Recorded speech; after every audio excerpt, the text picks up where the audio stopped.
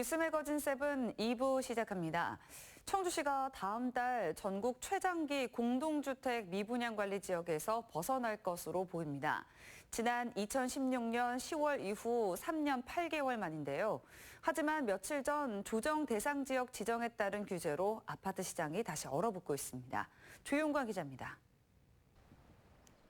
지난 2018년 준공된 청주의 한 아파트 단지입니다. 청주에서는 이곳 23채를 비롯해 31채가 미분양으로 남아 있습니다. 한때 3,500가구까지 늘었던 미분양 물량이 빠르게 소진되면서 청주시는 2016년 10월 지정된 전국 최장기 미분양 관리 지역에서도 벗어날 전망입니다. 사실상 미분양은 거의 없는 거라고 볼 수도 있고요. 7월 말이 되면은 미분양 관리 지역에서 해제는 될 것이라고 전망을 하고 있습니다. 하지만 지난 19일부터 조정 대상 지역과 고분양가 관리 지역의 규제를 받으면서 반짝하던 청주 지역 아파트 시장이 다시 얼어붙고 있습니다. 당장 이번 달로 계획했던 오송 지역 2,400여 세대 분양이 미뤄지는 등 올해 예정된 6,300여 세대의 아파트 공급 시기가 상당 부분 조정될 것으로 보입니다. 방사선 가속기 유치 효과가 과대 포장되면서 일부 단지의 투기적 주택 수요가 일어난 게 결국 지역 주택 시장 전체를 얼어붙게 만든 거 아니냐는 분석도 나오고 있습니다. 규제가 많이 심해졌거든요. 그러면 투자자분들은 이제 발길이 끊길 거고요. 그리고 실거주를 목적으로 하시는 실수요자분들도 대출 규제나 이런 부분 때문에 굉장히 좀 분양의 벽이 높아졌어요. 청주시는 대출 규제 등으로 인한 거래 절벽과 실수요자 피해가 감지될 경우 국토부에 조정 대상 지역 해제를 요청하는 방안도 적극 검토하고 있습니다. CJB 뉴스 조용광입니다. 11대 충청북도의회 전반기 의장을 맡아온 장선배 도의장이 2년의 임기를 마치고 의사봉을 내려놓습니다. 부드러운 카리스마로 일하는 의회상을 정립하는 데 기여했다는 평가를 받고 있습니다. 구준회 기자입니다. 장선배 의장이 제시한 11대 충청북도 의회의 역할은 도민과 소통하고 도민을 위해 일하는 의회입니다. 도의원들은 지난 2년간 민생 현장을 116차례 찾았고 113번의 간담회와 28건의 공청회를 열어 민의를 수렴했습니다. 특히 주민복리와 밀접한 입법 활동이 눈에 띄게 늘었습니다. 제정 또는 개정안 조례는 180건으로 10대 전반기보다 51%나 많았습니다. 주로 여성과 소상공인, 미래산업 육성에 집중됐습니다. 문제의식을 공유하고 해결 방안을 거기서 찾는 그런 의회를 추구해왔다 이렇게 생각을 합니다. 집행부 견제라는 본연의 기능도 강화했습니다. 도산하기관장에 대한 인사청문회를 사상 처음 도입했고 행정사무감사와 예산안 심사를 통해 977건의 문제점을 지적하고 시정을 요구했습니다. 도지사 중점 사업인 세계 무예 마스터십도 예산 삭감의 예외가 아니었습니다. 반면 도정 현안은 적극 도왔습니다. 방사선 가속기 유치 과정에서 충청권 시도의장단의 지지를 이끌어냈고 지방자치 실현과 일본 규탄에 적극 목소리를 냈습니다. 장 의장은 초선과 다선 의원 간 조화와 배려를 성과의 원동력으로 꼽았습니다. 의장단이나 상임위원장단 책임을 맡고 계시는 분들이 본인보다는 일반 평의원님들의 입장을 먼저 이해해 주시고 먼저 배려해 주시고 임기를 마감하는 장선배 의장은 도민들에게 고마움을 전했습니다. 다음 달 평의원으로 돌아가 지방자치 입법과 코로나 이후를 대비한 활동에 매진하겠다고 계획을 밝혔습니다. CJB 뉴스 구준혜입니다. 어제 저녁 청주의 고층 아파트 옥상 기계실에서 불이 나 입주민들이 긴급 대피하는 소동이 벌어졌습니다. 관리사무소 직원이 불을 빨리 진화해 큰 피해는 없었지만 고층 건물 화재는 소방력이 미치지 못할 수 있어 늘 경각심을 갖는 게 중요해 보입니다. 박원 기자가 집중 취재했습니다. 기계실 내부가 불에 타 천장이 검게 그을렸습니다. 어제 저녁 7시 40분쯤 청주시 복대동의 한 고층 아파트 43층 옥상 엘리베이터 기계실에서 화재가 발생했습니다. 경보음이 울리면서 주민 180여 명은 계단을 이용해 1층으로 긴급 대피했습니다. 처음에는 깜짝 놀랐죠. 소방차가 한꺼번에 다 들이닥쳐가지고 여기로. 소리가 좀 커가지고. 불은 관리사무소 직원들이 소화기로 20분 만에 진화했습니다. 하지만 엘리베이터 넉 대가 멈춰섰고 소방대원들은 계단으로 43층까지 올라가 화재 현장을 점검했습니다. 엘리베이터가 안 돼가지고 걸어서 올라가서 43층까지 올라가서 소화기를 끈 거죠. 걸어 올라갔어요. 다 진압대원도 다. 이번 화재는 아파트 관계자의 발빠른 대응으로 큰 피해를 입진 않았지만 고층 아파트에서 불이 나면 대처가 어려운 경우가 많습니다. 현재 충북 소방에는 고가 사다리차 16대와 굴절 사다리차 13대를 보유하고 있습니다. 하지만 사다리차는 최대 20층까지만 닿을 수 있어 그 이상 건물은 소방력에 한계가 있습니다. 따라서 소방관들은 20kg의 무거운 소방 장비를 착용하고 직접 뛰어 올라가 진압할 수밖에 없습니다. 실제로 지난해 복대동의 아파트 공사 현장 38층에서 불이 났을 때 소방호스를 밧줄에 매달아 38층까지 끌어올린 후 화재를 진압한 적이 있습니다. 결국 스프링클러와 방어벽 등 건물 자체 화재 진압 시설 구축과 철저한 비상대피 훈련만이 피해를 최소화하는 방법입니다. 안전의식을 강화시켜서 건축주분들이라든가 소방안전관리자들이 자체적으로 소방교육훈련을 주기적으로 해서 화재를 애초에 예방하는 예방과 대비 측면에서 접근하는 게 가장 현명한 방법이라고 생각됩니다. 도내 30층 이상 고층 건축물은 현재 61개동입니다. 고층 건물이 해마다 증가하는 만큼 화재에 대한 경각심을 갖고 선제적 대처 방안을 강구해야 합니다. CJB 뉴스 박원입니다.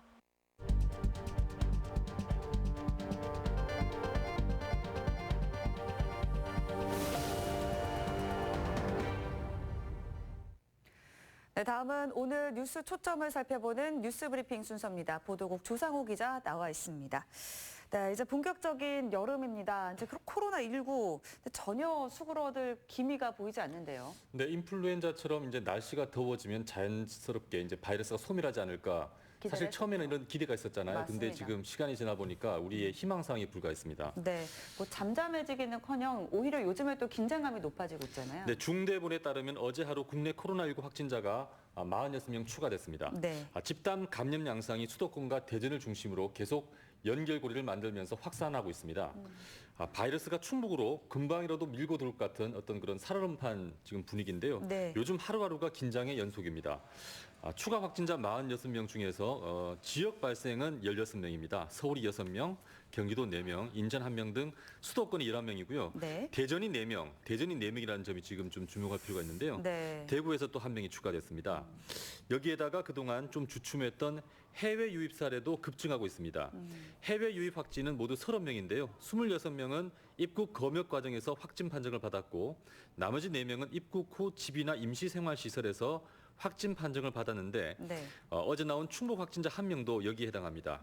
음성에 거주하는 카자흐스탄 국적의 48살 A씨가 충북의 62번째 확진자가 됐는데 현재 청주 의료원으로 이송돼 치료를 받고 있습니다. 네, 사실 이제 또 언제 이렇게 감염이 폭발적으로 증가할지 모르기 때문에 이 방역도 풀 수 없는 상황이기도 한데요.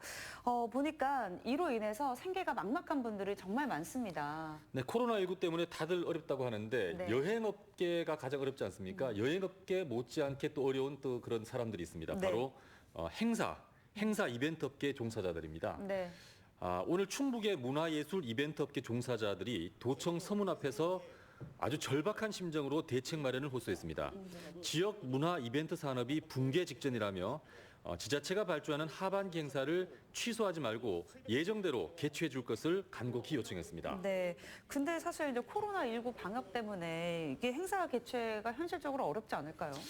근데 의지만 있다면 방법은 얼마든지 있다고 업계는 말하고 있습니다. 예를 들어서요. 네. 전시회 같은 경우는 거리 두기를 지키면서 개최할 수도 있고요. 네. 공연도 자동차 콘서트 형태도 가능하고요. 행사를 온라인으로 생중계하는 것도 얼마든지 고려해 볼 수 있습니다. 이들은 중소기업이나 소상공인들에겐 정부가 다양한 지원을 하고 있지만 행사 이벤트업은 외면받고 있다며 대책을 호소하고 있습니다. 네. 자, 그러면 이제 충북에 이 관련 종사자들은 한 몇 분 정도 계십니까? 파악된 게 있나요? 네. 그 이벤트업은 관공서나 민간에서 하는 각종 축제나 행사를 대행하는 업체를 말합니다. 우리가 네. 보통 행사 대행업체라고 말을 하는데요. 업종이 아주 다양합니다. 네. 기획, 무대, 음향, 조명, 프로그램, 홍보, 전시, 경비까지 아주 다양한 분야에 걸쳐 있고요. 네. 사단법인 한국이벤트 충북지회 자료에 따르면요.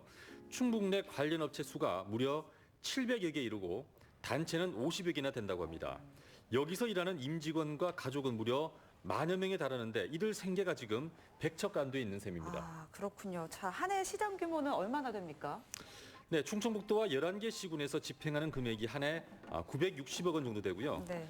민간 행사도 250억 원이나 되는데 둘을 합치면 연간 1,210억 원 규모입니다. 이 돈이 이벤트 업체로 흘러가는 건데 사실 일각에서는 소모성 행사라는 비판도 있지만 지역 경기 활성화 측면에선 굉장한 효과를 발휘하는 게 사실입니다. 네, 사실 상반기에는 거의 모든 행사가 뭐 취소되거나 축소됐었는데 예. 이대로 계속 대책 없이 이어지게 된다면 굉장히 어려움에 처하게 될 그렇죠. 것 같은데요. 어떨까요? 상반기엔 사실 뭐 거의 다 취소됐으니까 네. 지금 개점 휴업 상태잖아요. 맞습니다. 현재 한 700여 개 업체 중에서 80%가 휴업 중이라고 합니다. 근데 만약에 하반기에도 상반기처럼 행사가 취소된다면 네. 80% 휴업이 80% 폐업이 되는 겁니다. 아, 충북 이벤트 업계가 거의 전멸할 수 있다는 얘기입니다.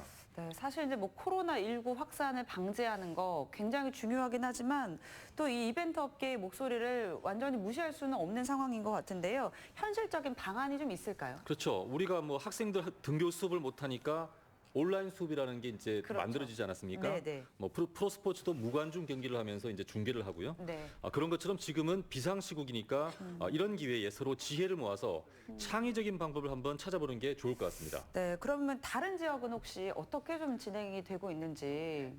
예, 경상남도 같은 경우는요. 네. 전시 행사 업체에 최대 500만 원씩 지원을 하기로 결정을 했습니다. 행사 개최 실적이나 매출의 기준을 만들어서 일정 기준을 충족하는 업체에 한 40군데 정도를 선발을 해서 지원을 하겠다는 겁니다. 네. 또 대행 업체를 선정을 했다면 선금을 즉시 지급하고 또 정말 불가피하게 행사를 취소한다면 보상을 좀 해주는 게 어떨까 이런 생각을 해봅니다. 네, 자 지역 문화 산업의 경쟁력을 위해서라도 좀 현실적인 대책이 빨리 필요해 보입니다. 조사호 기자 수고하셨습니다. 네, 다음 소식입니다. 한국 전쟁 이후 이 가난한 조국을 떠나 돈을 벌기 위해 다른 나라로 떠났던 해외 파견 근로자들을 기억하십니까? 이 영화를 통해서 종종 보면 말도 통하지 않는 타지에서 굉장히 고생하셨겠구나라는 생각도 드는데요. 이 대한민국의 경제 수준이 크게 향상되면서 이제는 우리나라로 돈을 벌기 위해 들어오는 외국인이 크게 늘고 있습니다. 그런데 최근 음성에 이런 외국인 노동자들을 돕는 시설을 두고 말이 많다고 하는데 무슨 일인지 화면으로 확인해 보시죠. 2018년 기준 대한민국에 거주하고 있는 외국인 주민은 약 200만 명. 주로 제조업이나 건설업에 종사하고 있는데 때문에 우리 지역에서는 약 3,000개의 기업이 위치한 음성군에 외국인 노동자가 가장 많습니다. 올해 5월 기준 음성에 거주하고 있는 외국인 주민은 모두 9,200여 명. 음성 군민의 약 10%를 차지하며 이 비율은 전국에서 가장 높습니다. 이렇다 보니 음성군의 경제뿐만 아니라 사회적인 측면에서도 이들이 미치는 영향이 큽니다. 우리나라의 그 외국인 노동자의 경우는 합법적으로 국내에 들어와서 부족한 노동력을 제공해주고 거기서 이제 생활을 하는 거죠. 그래서 주민등록법상으로 대한민국 국민은 아니지만 우리 대한민국의 경제라든지 또는 사회적인 측면에서도 많은 기여를 하고 있기 때문에 인구 감소로 오랜 침체기를 벗어나지 못했던 지역 상권을 활성화시킨 것도 이들 외국인 노동자라고 합니다. 수많은 기업과 건설 현장에 부족한 인력을 채우고 있을 뿐만 아니라 소비 측면에서도 지역 경제의 한 축을 담당하는 겁니다. 지금 외국인 친구들이 굉장히 많습니다. 그러다 보니까 이 장날 같은 경우에는 외국인들이 시장 보러 나오는 확률이 굉장히 많습니다. 어떻게 보면 외국인하고 우리 그 주민들하고의 반반 정도까지도 됩니다. 또 그들이 없으면은 사실 공장들이 가동이 안 돼서 다 산비업종이에요. 음성군의 중소기업체들은 그렇기 때문에 한국인들보다는 거의 외국인 노동자들이 취업을 이제 하고 있는데 1990년대 후반부터 외국인 산업연수생 제도가 시행되며 폭발적으로 늘어난 외국인 노동자. 이로 인한 문제도 지속적으로 논란이 되어 왔습니다. 법 바깥에 벌거벗은 생명으로 불리며 법적 보호를 받지 못하는 노동자들도 생겨났고 반대로 그들이 범법자가 되기도 했습니다. 음성에는 지난 2006년 이런 문제들을 돕기 위해 문을 연 곳이 있습니다. 당시만 해도 그저 외국인 노동자들을 위한 쉼터였다고 합니다. 공식적인 쉼터도 아니고 저희가 뭐 어떻게 보면 사설 쉼터죠. 쉼터. 그 주말에 갈 데 없고 한 친구들 와서 여기 와서 TV를 보든 책을 보든 또 여기 와서 노래를 부르건 하여튼 그런 쉼터 개념으로 했다가 말도 통하지 않는 타지에서 어디 하나 기댈 곳 없는 외국인 노동자들을 위해 선한 의지의 몇몇 사람들이 모여 만든 쉼터. 임금 체불이며 한국어 공부며 심지어는 죽은 노동자의 장례까지 이들 편에 서서 마음을 나눈 세월이 15년입니다. 도움센터에서 우리가 회사에서 회사 관련해서 필요한 거 월급 보통 예를 들어서 회사에서 필요할 때도 물어보고 이거 어떻게 해야 되는지 다 도움센터에서 전화해서 사장님한테 센터장님한테 물어보고 그런 역할도 하고 아주 많이 도움이 됐어요. 지금까지 항상 언니한테 와서 얘기하고 싶은 거 얘기하고 우리가 또 일하는 데에서는 외국 애들도 있잖아요. 트러블이 있어 생겼구나 회사 이런저런 막 하고 바로 언니한테 연락하고 그래서 나랑 언니랑 그 사람하고 데려오라 그래서 오고. 이곳을 찾고 있는 외국인들은 센터장을 언니 혹은 대모라 부르며 깊은 신뢰를 갖고 있습니다. 이런 관계는 세월이 거저 가져다 준 것은 아닐 겁니다. Always coming? Okay, Papa. Okay. 무슨 외국인들 문제만 생기면 다 이쪽으로 연락이 오니까 되게 좋아해요, 외국인들이. 저희도 외국인 손님이 많은데 그냥 누나 같고 엄마 같이 그렇게 하시던데 제가 보기에는. 이제 음성군에서 외국인 노동자와 관련된 문제라면 이곳을 떠올리는 것이 당연한 일이 되었습니다. 그래서 2015년 음성경찰서는 이 쉼터를 음성 외국인 도움센터로 위촉했고 2018년에는 충청북도 비영리 민간단체로 등록도 마쳤습니다. 이런 일을 하는 비영리 민간단체가 음성에만 모두 3곳, 음성 주민의 10%나 되는 외국인 노동자들의 삶을 그동안 비영리 민간단체가 도맡아 온 겁니다. 전문가들은 국가와 시장이 미처 고려하지 못한 제3영역에서 공익을 위해 존재하는 이들 비영리 민간단체를 우리 사회에 꼭 필요한 조직으로 평가합니다. 비영리 단체의 역할은 우리나라뿐만이 아니고 선진국으로 갈수록 정부가 제공해주는 행정 서비스뿐만 아니라 공공 서비스 영역이 있거든요. 그래서 이 공공 서비스 영역은 정부가 모든 서비스를 다 해줄 수가 없습니다. 그렇기 때문에 비영리 민간단체가 자발적으로 만들어지고 그 단체들이 정부 서비스의 부족한 부분, 사각지대를 메워주고 있거든요. 이 부분이 이제 계속해서 더 발굴이 될 거고 이런 부분에서는 정부보다도 더 중요한 부분들이 많다 이렇게 보고 있고. 음성군은 외국인 노동자가 점차 많아지자 2019년 1월 비로소 외국인 전담부서를 만들게 됩니다. 군이 해야 할 역할을 그동안 담당했던 비영리 민간단체는 음성군에 거는 기대가 컸다고 합니다. 하지만 음성군은 지역에서 10년 넘게 외국인 노동자와 호흡해온 비영리 민간단체와 협력 방안 모색 등 그 어떤 소통도 없었습니다. 음성군에서는 획기적으로 외국인 전담 부서를 만든다고 그래서 또 기대감 역시 컸고요. 근데 이제 저희가 좀 실망감을 좀 가진 거는 오늘 이 시간까지도 음성 외국인과 관련해서 저희 업무와 관련해서는 단 한 번도 담당자분이 저희 사무실을 찾아서 직접 이런 애로사항이라든가 이런 거 청취해 간다든가 그런 적은 없었어요. 비영리 민간단체가 외국인 노동자의 노동 환경에서 발생할 수 있는 수많은 문제들에 대한 해결 노하우를 가지고 있음에도 그동안의 성과에 대한 인정이나 존중은 없었다는 겁니다.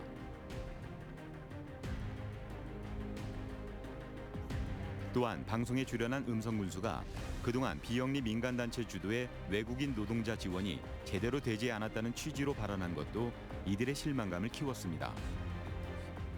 그동안에는 우리 외국인을 위해서 주로 비영리 민간단체 중심으로 한국어 교육이라든가 또 문화교실 이런 거를 운영해서 지원을 해왔는데 이렇게 해서는 안 되겠다.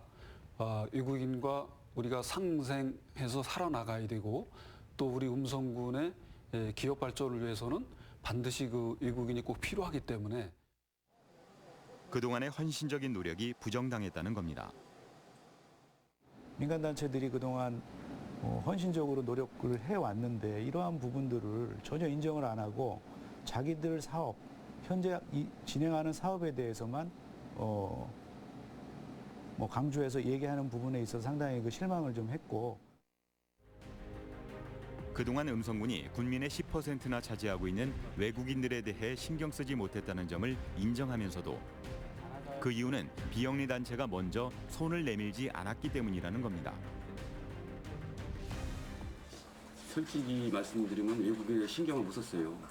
물론 그분들이 오래전부터 하셨다는 얘기가 구전으로 들었고 그렇지만 저희들하고 거래한 적이 없어요. 그분들이 우리한테 와서 이제 물론 저가 작년부터 이렇게 외국인 유지타를 담당을 했으니까 그 전에 과에 있을 때는 와서 그분들이 무슨 거래를 하고 협조를 요청했는지 모르지만은 제가 2019년 1월 10일자리에 와서 근무한 이후로 한 번도 담당 과장이나 담당 팀장한테 와서 우리 이런 걸 하니까 도와달라는 등 뭐 지원을 한다는 등 우리 이런 사업을 하니까 협조를 해달라는 등 그런 얘기를 들은 적이 없어요. 군민이 먼저인 소통 행정을 하겠다는 군수의 말과 달리 실상은 뒷짐만진 채 군민이 먼저 와서 손을 내밀어야 한다는 관료적 태도입니다. 뿐만 아니라 여러 차례 필요성을 제기했지만 다문화센터가 있으니 추가 지원할 수 없다는 것이 당시 음성군의 입장이었다고 합니다. 때문에 외국인 노동자는 복지 사각지대에 놓일 수밖에 없었던 겁니다. 군에는 이제 거기서 저희들도 이제 계속 꾸준히 그동안 하면서 외국인 노동자에 대해서 이제 어필을 했지만은 그때까지만 해도 이제 외국인 노동자들은 다문화 외국인 이주 외국인들법에는 노동자도 다문화 센터로 다 포함이 된다고 얘기를 하시더라고. 그 다문화 센터하고 위탁을 했으니까 다문화 센터에서 저희들하고 협의를 해서 어떻게 하라 하는데 다문화 센터에서는 또 이주의 사람들만 위주로 하는 거고 외국인 노동자는 또 간섭을 안 하니까 그러다 보니까 저희들은 뭐 군에 가서 지원을 받을 수도 없었고 다문화 센터에서도 받을 수 없었고.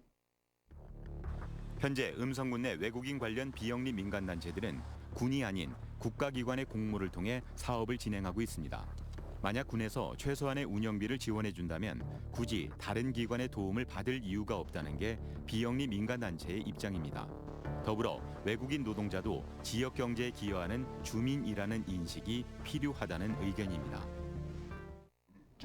인식이 외국인 노동자들에 대한 인식이 없었던 거죠. 그때는 인식이 없었으니까 이제 저희들 이제 얘기를 뭐 노동자들에 대해서 어쨌든 뭐 군수님도 다 표를 먹고 사는 사람인데 표가 안 되는데 외국인 노동자 뭐 4년 10개월 있으면 갈 사람인데 관심을 가지겠냐고요. 비영리 민간단체들을 바라보는 음성군의 시각과 달리 음성군민들은 외국인 도움센터를 비롯한 비영리 민간단체에 대한 신뢰가 깊습니다. 사실은 이제 민간이 정말 헌신적으로 했다라고 생각이 되거든요.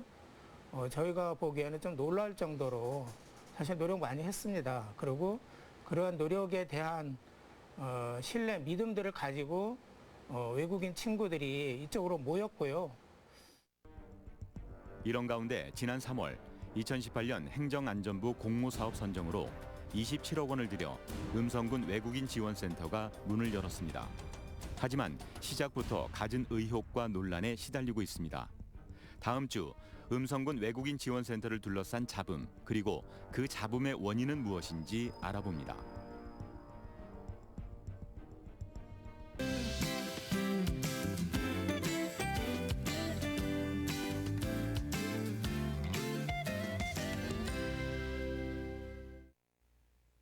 내일이면 우리 우리 지역에서도 올해 첫 장맛비가 시작됩니다. 내일 오전 서쪽 지역을 시작으로 낮이면 충북 전역으로 확대되겠고요. 이 비는 금요일까지 길게 이어지겠는데요. 그 사이 예상 강우량 살펴보시면 충북 전역이 30에서 80mm로 적지 않은 양의 비가 내리겠습니다. 내일 출근하실 때에는 우산 꼭 챙기셔야겠습니다. 비가 내리면서 낮 기온도 큰 폭으로 떨어지겠습니다. 내일 청주의 한낮 기온은 25도, 단양도 27도까지 떨어지면서 오늘보다 많게는 7도가량이나 낮겠는데요. 당분간 비가 길게 이어지면서 폭염 수준의 큰 더위도 없겠습니다. 다음은 자세한 지역별 내일 날씨입니다. 내일 북부 지역의 아침 기온은 제천 19도, 충주 21도가 예상됩니다. 한낮 기온은 청주, 진천 25도 등 비가 내리면서 오늘보다 7도가량 낮겠습니다. 남부 지역 역시 오전부터 흐린 하늘이 예상되고요. 한낮 기온은 영동이 26도 선에 그치겠습니다. 내일 오전 비가 내리기 시작해 주말쯤에는 잠시 소강 상태를 보이겠는데요. 다만 일요일 오후부터 다시 비가 내리기 시작해 다음 주 초반까지도 비가 길게 이어질 것으로 전망됩니다. 날씨였습니다. 마지막으로 오늘의 컷7입니다. 카카오톡 채널에서 CJB 청주 방송을 추가한 후 여러분의 일상 등을 사진으로 보내주시면 오늘의 컷7에서 소개해드립니다. 일상이 뉴스다. 뉴스 매거진 7을 마칩니다. 고맙습니다.